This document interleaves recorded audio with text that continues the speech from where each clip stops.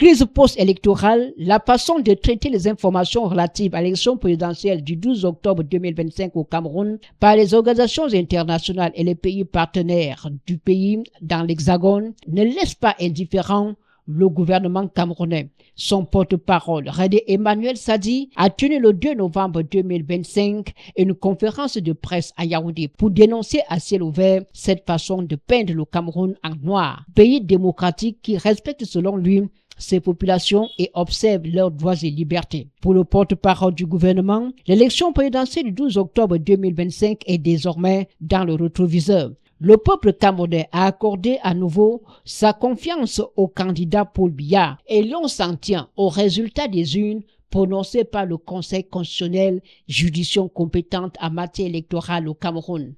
Est ainsi proclamé élu président de la République comme ayant obtenu la majorité des suffrages exprimés. Le candidat Biya Paul. Le candidat Paul Biya du RDPC l'avait emporté avec 53,66% des suffrages valablement exprimés.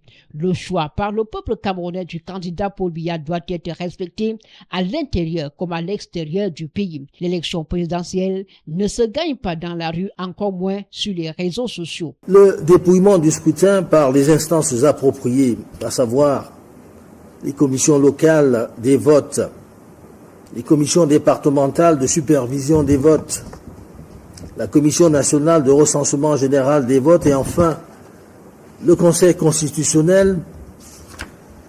Le dépouillement a été conduit, dis-je, sans heurts et conformément aux dispositions du code électoral.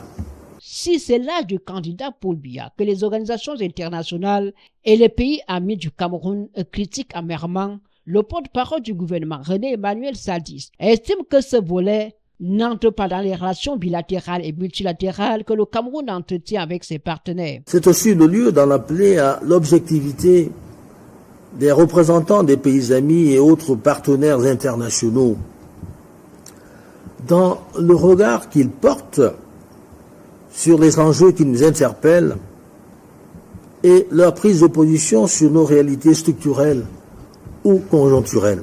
Le gouvernement entend rappeler qu'ils ont pour vocation première d'œuvrer au renforcement des relations entre leurs pays respectifs et le Cameroun, qu'ils ne devraient en aucun cas se muer en donneurs de leçons et qu'ils devraient éviter que leur prise de position ne s'apparente à des vues partisanes, susceptibles de déteindre sur nos relations avec leurs pays respectifs, des positions qui doivent rester fondées sur le respect mutuel de nos souverainetés.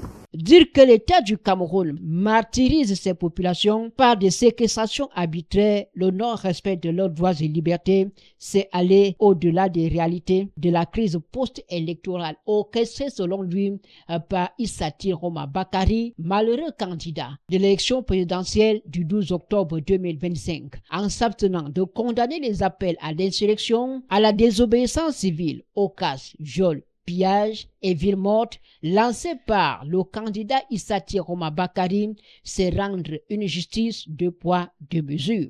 Il y a lieu en effet de déplorer et condamner les effets néfastes des mots d'ordre lancés ces derniers jours pour revendiquer à corps et à cri une victoire non établie. Nous avons vu des hordes de manifestants se ruer sur la place publique dans quelques-unes de nos villes, commettant de graves sévices à l'encontre d'honnêtes citoyens, pillant des biens appartenant à des personnes physiques ou morales, incendiant des édifices publics et privés, prenant d'assaut des postes de sécurité, des bâtiments abritant des services publics, des permanences de partis politiques et d'autres exactions.